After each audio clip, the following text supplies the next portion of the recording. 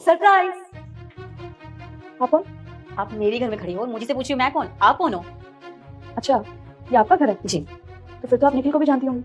निखिल मेरे हस्बैंड है।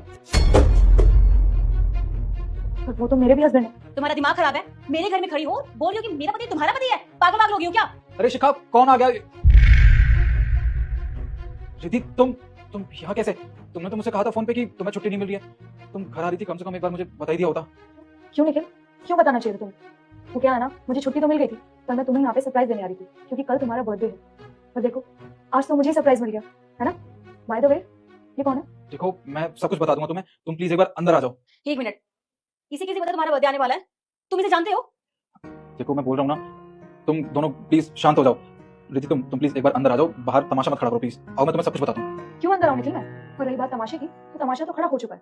तुम सच सच बता दो, ये कौन है? देखो, जब तुम दोनों के सामने सच्चाई आ ही गई है तो अब मुझे लगता है कि तुम्हें पूरा सच बताना ही होगा।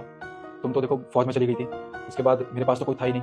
और तुम्हें एक बात और बताऊं, जब हम दोनों की शादी हुई थी उससे पहले से मैं शिखा से प्यार करता था, पर मेरी कभी हिम्मत नहीं हुई कि मैं अपने माँ बाप को इसके बारे में बता सकूं। और मेरे माँ बाप ने मेरी शादी तुमसे करवा दी। तुम तो यहाँ से जा चुकी थी, फौज में तो मेरे पास कोई नहीं था, मैं अकेला हो गया था। उसके बाद मैंने सोचा मैं क्यों ना शिखा से शादी कर लूँ, क्योंकि मैं इससे प्यार जो करता था। मुझसे गलती हो गई, मुझे ऐसा नहीं करना चाहिए था। निखिल, शायद तुम भूल चुके हो कि तुम्हारे ही कहने पे मैंने आर्मी ज्वाइन की थी ताकि तुम पर कोई प्रेशर ना आए। क्या बोलते थे तुम मुझे कि मुझे जॉब नहीं मिल रही है रिद्धि, किसी एक का जॉब लगना बहुत जरूरी है, इसीलिए मैंने आर्मी ज्वाइन की थी। इवन मेरे माँ बाप ने भी मुझे मना कर दिया था, पर नहीं, मैंने उनकी एक नहीं सुनी, ताकि तुम्हें कोई परेशानी ना हो, ताकि तुम कोई जॉब ना कर सको। पर यहाँ यहाँ तो कुछ और ही चल रहा है निखिल। मैं वहाँ पे आर्मी में देश की रक्षा कर रही हूँ और तुम यहाँ पे रंगरलिया बना रहे हो। हाँ, देखो प्लीज, मैं तुम्हें समझाने की कोशिश कर रहा हूँ। बस करो।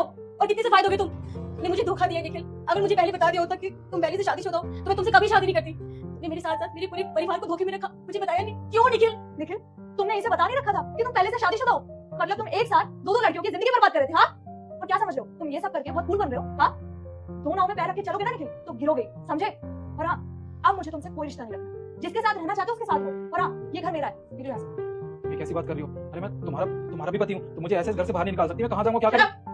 गलती ना अनजाने में की जाती है और cheating is a choice, not a mistake. निकलो यहाँ से, निकलो।